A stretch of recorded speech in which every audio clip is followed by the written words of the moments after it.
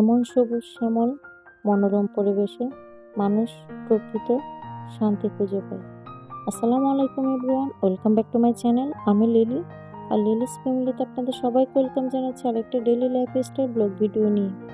আশা করি কাছে এবং দূরে, দেশে বা দেশের বাইরে যে যেখান থেকে আমার ভিডিওটি দেখছেন সবাই আল্লাহর অশেষ রহমতে ভালো আছেন, সুস্থ আছেন। শুকর আলহামদুলিল্লাহ, আমার পরিবারও বেশ ভালো আছে, আপনাদের দুয়া ও ভালোবাসা।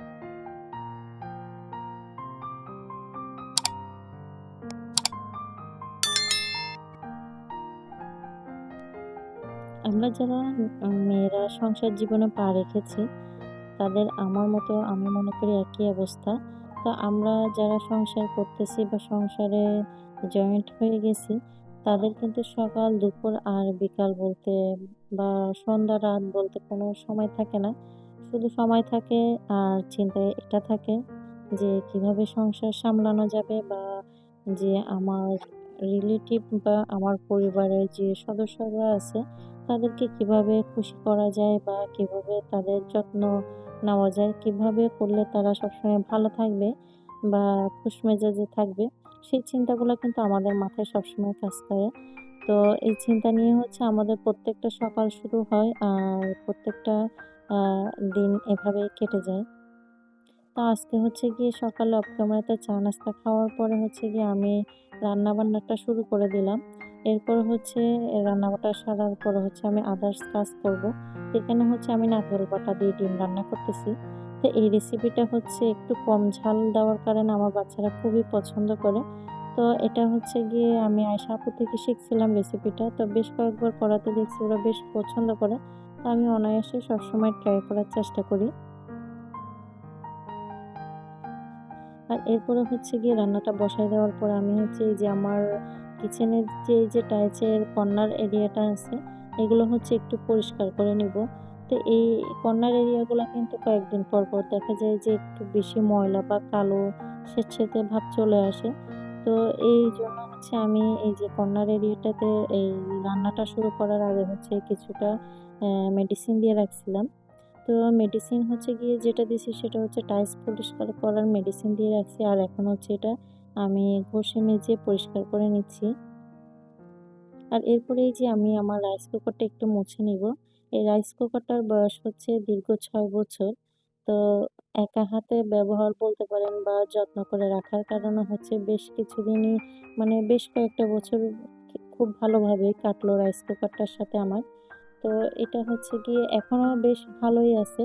তবে সামান্য একটু ভিতরের যে কয়েলটা থাকে না ওটা হচ্ছে একটু বাঁকা হয়ে গেছে। তো এটা ঠিক করায় নিলে কিন্তু খুব ভালোই আরো ভালোভাবে কাজ করা যাবে। এখনো বেশ কিন্তু ভালোভাবে ভাত রান্না করা হয়। শুধু যখন ভাতটা এই বলক আসে না তখন হচ্ছে একটু নেড়ে-চেড়ে দিলে হাঁড়িটা খুব সুন্দর করে ভাত রান্না।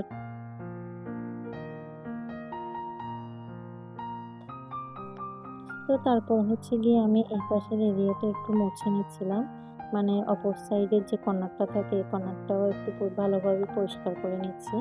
তো প্রত্যেকটা জিনিস হচ্ছে আমরা যেখানে বসবাস করি বা যে বাসস্থানে থাকি, তো প্রত্যেকটা জিনিস যদি আমরা এভাবে পরিষ্কার পরিচ্ছন্ন করে রাখি ঘরের পরিবেশটা কিন্তু খুব ভালোই থাকে। রোগ জীবাণুটা খুব কম ছড়ায় আর স্বাস্থ্যকর পরিবেশটাও বজায় থাকে। তো আমার প্রিয় আপুরা, ভাইয়েরা এবং ছোট বড় সবার প্রতি অনেক অনেক শ্রদ্ধা, স্নেহ এবং ভালোবাসা রইল। যারা নতুন ভিজিট করতেছেন, যারা পুরাতন আছেন সবাইকে রিকোয়েস্ট করব ভিডিওটা কন্টিনিউ করার সময় ছোট্ট একটা লাইক দিয়ে তারপর ভিডিওটা কন্টিনিউ করবেন। আর যারা নতুন ভিজিট করতেছেন তাদেরকে বলবো, যারা আপনারা যদি আমার ভিডিওটা দেখতে দেখতে কোনো একটা অংশ সামান্য পরিমাণও ভালো লেগে থাকে প্লিজ আমার চ্যানেলটা সাবস্ক্রাইব করবেন এবং আমার পরিবারের পাশে থেকে যাবেন। যারা অলরেডি এই কাজটা করে দিয়েছেন সবাইকে আন্তরিকভাবে অনেক অনেক ধন্যবাদ জানাই। আপনাদের ছোট্ট একটা লাইকে আমাকে আরো অনেকের মাঝে পৌঁছে দিতে সাহায্য করবে।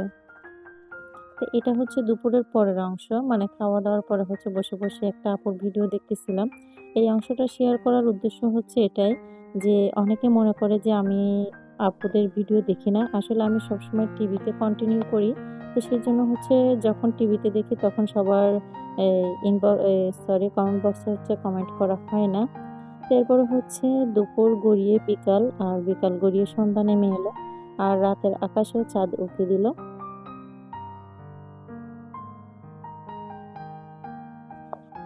আমার মেয়েটার হচ্ছে আজকে বেশ কয়েকদিন ধরে খুব জ্বর।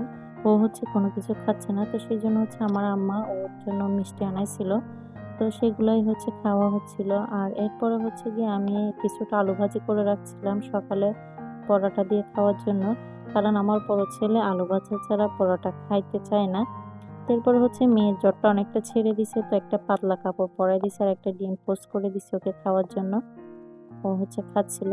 তো আজকের ভিডিওটি এখানেই শেষ করব। সবাই ভালো থাকবেন, সুস্থ থাকবেন। সবার জন্য অনেক, অনেক শুভকামনা রইলো। আল্লাহ হাফেজ। আসসালামু আলাইকুম।